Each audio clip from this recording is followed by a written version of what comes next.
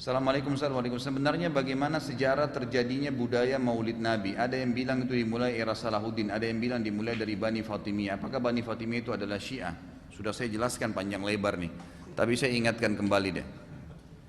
Mudah-mudahan yang sudah sering dengar nggak apa-apa, kupingnya jangan panas ya.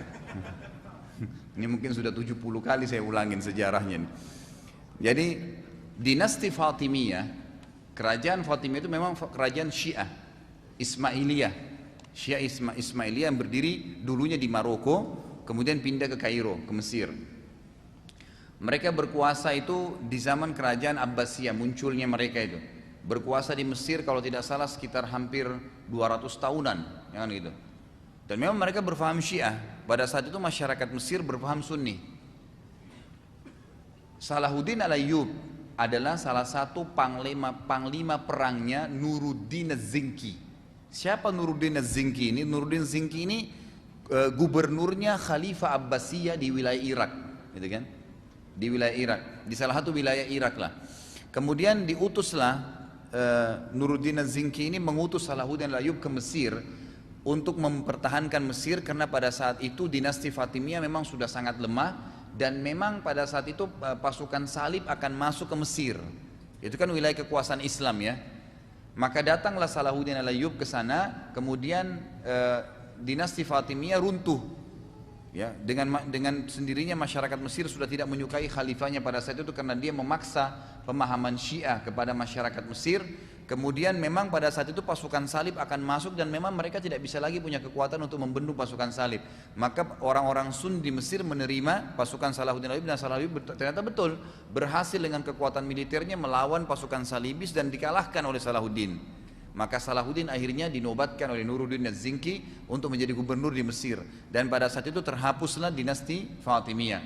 Salah satu tradisi Fatimiyah adalah membuat acara maulid, dan waktu itu mereka buat 6 macam maulid.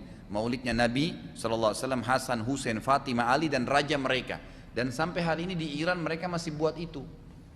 Sejarahnya itu. Dan awal kisahnya kenapa mereka buat maulid, karena mereka terpengaruh dengan wilayah Romawiya yang berada di belakang wilayah Alexandria di Mesir itu mereka terpengaruh di sana ya dengan orang-orang Romawi, negeri Syam lah sekarang ya, sebagian wilayah Syam itu mereka terpengaruh karena mereka punya hari lahirnya Isa. Maka orang-orang Syiah ini juga menarik untuk mengambil ya hari lahirnya Nabi Muhammad SAW. Lalu mereka buatlah supaya bukan cuma sekedar hari lahir, dibuat acara, disusunlah zikir-zikir yang seperti kita tahu sekarang. Kemudian mereka melakukannya, banyak orang-orang yang lakukan maulid tidak paham nih. Orang-orang Syiah melakukan maulid, Anda kalau tanya itu yang faham, pada saat di pertengahan mereka baca salawat dan mereka berdiri sambil meletakkan tangan di dada atau di bawah perutnya, gitu kan? Ini kebetulan saya tahu, dulu saya waktu sebelum belajar di Madinah sempat mendampingi salah satu keluarga saya, itu ketuanya waktu itu di Sulawesi Selatan kebetulan.